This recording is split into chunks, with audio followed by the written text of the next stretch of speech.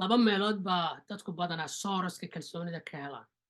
ay ka timaadaa isha kalsoonidaan ka helaa ama dariiqaynu marna kalsoonideyda si aynu kobciyo amba dadku si ay kalsooni ziyaada ama mid naaqus oo helaan xaggay u maraan xaggay jidkay u maraan qola waxay u maraan mid fake confidence kalsooni aan run ahayn oo khayaaliya waa kalsooni liidatu markaa qofkani leeyahay poor confidence markaa si uu u helo kalsooni laakiin xaqiiqatan noqonaysa wax kalsooni u eeg way u eegtay kalsooni dhaba maaha fake confidence-ka xagguu u maraa qofkani wuxuu u maraa to the other people dadka kale ayuu u maraa dadka kale waa kuwii ay nidhi markaa dadka ku tamaraya mararka qaarkood keliya dadka kale feedbackooda mararka qaarkoodna dadka guulwadayaasha loo yaqaano dadka dabadhilifka loo yaqaano qofka qof magac le markuu ag jooga ama qof madaxa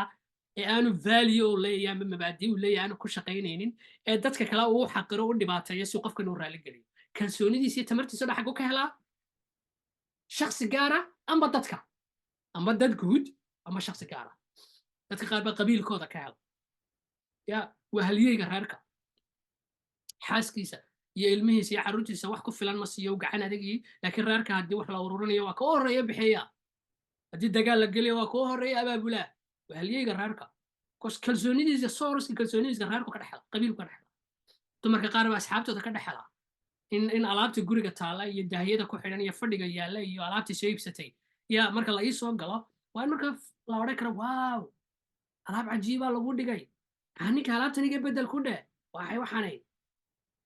si ay u raali galeen indhaha dadka kale ayay markaa laga yaaba in khilaaf xataa reerkooda iyo mashaakilaad badan uga dhex dhashaan ambaba qarashkeeda expensive badan u samayso qarash badan u bixiso waxaana u baahnayn amba dhar badan loo iibsado ziyaadaha si dadka kale indhahooda aynuga helno qiimaha aan dareemayna qiimaha nafteena iyo kartideena waxaan ka dhex aragnaa indhaha dadka kale amba shakhsiyaad gaara amba qof gaara is waa kalsooni fake ah oon dhab ahayn oo khatarteeda mararka qaar khatarteeda la mararka qaar xataa ilaa nebiga gaarsiy sal alay wasalam waxaan dadkayga uga baqaa ma jiro ashirkul asqar oo lagu yidhi shirkul asqarkaas muxuu yahay shirkiga yari arriyaa waa istuska waxa loo yaqaano ilaa heer la gaarsiiyey dadka ugu horreeya adduunyada aakhire la xisaabayo waxaa ka mid ah qof qur-aanka dadka beri jiray amba sadaqa bixin jiray ama jihaad galay oo dagaalamay oo markii la weydiiyey yidhi ilaahay dartii baan u dagaalamayay deetna lagu been baa sheegta afka lagaga dhufto naarta lagu daro because in halyey baa tahay ama geesi baa tahay ama mujaahid baa tahay lagu yidhahdo hadii dagaalamaysay maanta maadi beenta la sheegaya maaha ma sadaqadama waxaad u bixinaysay sidaa been baad sheegaysaa in lagu yidhaha waa deeqsi baad u bixinaysaa afka lagaga dhufo naarta lagu tura dadka ugu horreeya la xisaabinaya lagu tilmaamayo because of taas halkii kalsoonidooda feyga ay ka raadiyaan inay amba istus noqoto amba lagu ammaano amba cid kale iska dhaadhiciyaan ambaba ay u arkaan inay maslaxadooda iyo dantooda keliya ay ku jirto qofkaasoo keliya marka waa qofku markuu kalsoonidiisa markaa uu jidkaa intuu dheer u maro uu dadka kale kasoo dhex maro dabeetana uu halkaa kalsoonidiisa kala soo dhex baxo dabeetana ilaa marka dambe uu raadinayo wax kalsooni u eeg inuu heli karayo dabeetana dadku u baarki karayaan qof isku kalsoon laakiin xaqiiqatan ay tahay kalsoonidiisu mid ashkaas amba dad gaara ku xidhan waciyaadu billah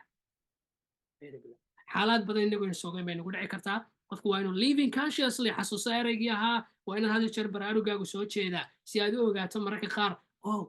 waayaan waxaan u samaynaya astaqfirullah I think waxaan u samaynaya qofkaasaan iska yara dhisay naftaada check ku samee check and balance dabeedna naftaada kasoo celi isweydiin waayaan iskaga dhisaya qofkan farxaddaadii iyo noloshaadiiba cidhiidhi bay gelaysaa markaad meel qaldan ka doonato u fiirso kalsoonida saxda ah ee dariiqa saxda ah loo doonto waa kalsoonida marka hore liidata ee kalsooni san oo wanaagsan ah ee ilaahay xaggeeda laga keena allah subxaana watacaala waa markuu qofku uu leeyahay xusnu dhanniga waxa loo yaqaan waa markuu ilaahay qofku malan wanaagsan ka qabo waa markuu leeyahay qofku hadafkii iyo kartidii baan la imanayaa waan go'aasanaya kadibna ilaahay baan u tala saaranayaa ilaahayna waa igu guulaynayaa biidni illah oo haddaan ku guuldaraystana inaanay khayr ilahayn baa laga yaabo waayo ilaahay ma hoojinay ilaahay waxaan ka filanayaa khayr ilaahay waxaan ka filanayaa wanaag niyaddu ilaahay iyo wuxuu ka filanayaa aad bay u sarraysaa mar kasta haddaad markasta tiraado anigu sidaasaan ahay anigu waxaa ma noqonayo haddaanan caynkaa gelin anigu waxaan kuma guulaysanayo taas ilaahay dannigii ilaahay baad xumaysa dabta ilaahayna saasoo kuu suurta gelin bas ilaahay wuxuu ku leeyahay waxaad iga filanaysay idan optimistica iyo tafaa'ulku muhiimadda uu leeyahay iyo inaad filashada ilaahay aad filasho wanaagsan ka qaadato waxa weeyaan markaa inaad ducada iyo tala saarashada ilaahay aad joogtaysid inaad ogaatid waxaan oga jeednaa tan aaminaadad ilaahay aaminsan tahay iyo iimaankaagu heerku gaadhsiisan yahay ayaad ku qancaysaa qanaaco waxaad helaysaa taama waxaad ogaanaysaa valuegu ilaahay ku siiyey qof kale ma xaqiraysid qof ma yeesasid qof kasta qiimihiisaad og tahay waayo adiguna waxaad ogtahay qiimahaaga adigana laguma ogolaanaysa inuu qofna ku xaqiro oo qofna uu qiimahaaga hoos u dhigo haddii xataa cidi hoos u dhigtana waxba kaa qaadi mayso wax farxad la'aana kugu ridi mayso depression iyo stress kugu ridi mayso hadduu qof wax kaa sheego waxaad is weydiinaysaa ilaahay hadduu been sheegayana u dembi dhaaf hadduu run sheegayana ii dembi dhaaf lacala deetana adiga baa naftaadi ku naqdinta ma dhibsanaysid criticizingka marka lagu naqdiyo ama lagu dhaliilo question baad is weydiinaysaa ma waxbaa ka jira mise kama jiraan haddii ka jiraan war khayr buu qofkaasi ii sheegay waa inaan wanaajiyo haddaanay waxba ka jirinna wax allaali waxay kaa bedelaysaa ma jiro dadka isku kalsooni xataa naqdiga waxba ma yeelo way ka faa'iidaystaan waa ka cumar bin khadaab radiallahu canhu lahaa waa ilaahay ha u naxariisto qofka ii hadiyeeya dhaliishayda iyo naqdintayda qofka isku kalsoonida leh ee ilaahay ku kalsooni waa qofka aan naqdinta waxba aana yeelin iyo dhaliisha waxba ma yeesho resistant buu leeyahay gaashaan adig buu leeyahay immunity xoogan buu leeyahay question buu iska weydiinayaa sidaan uga faa'iidaystaa naqdinta sidaan uga faa'iidaystaa ma waxbaa ka jira وانا هوبيو انا حبك جرنا تراش سكير خلاص انا ما خصيصو وقف اسك هادليون هدي خصيصنا خير بوقف كان الى سو دونت حبي شيغ انا نوغين نفبرشادي uga faa'iideyso hadii aan ku soo koobno xadiis runtii aad u cajiiba oo arrintaas soo koobaya xadiiskaas wuxuu oranaya man irtasama ridaa allah bisakhad الناس qofka ilaahay umara inuu ilaahay raali geliyo walow kaana dadku haba ka cadhoodaan laakiin ay ahamiyadiisu tahay inuu ilaahay raalli ka ahaado radia allaahu canhu ilaahay raalli buu qofka ka noqdaa weliba wa arda canhu naas dadkuna weliba raalli ba ka noqda subxaan allah qofku hadduu shaqadiisa iyo mabaadidiisa iyo arrinkiisa uu qabanayo inuu ilaahay ku raali geliyo laakiin aanu qof kale ku raali gelin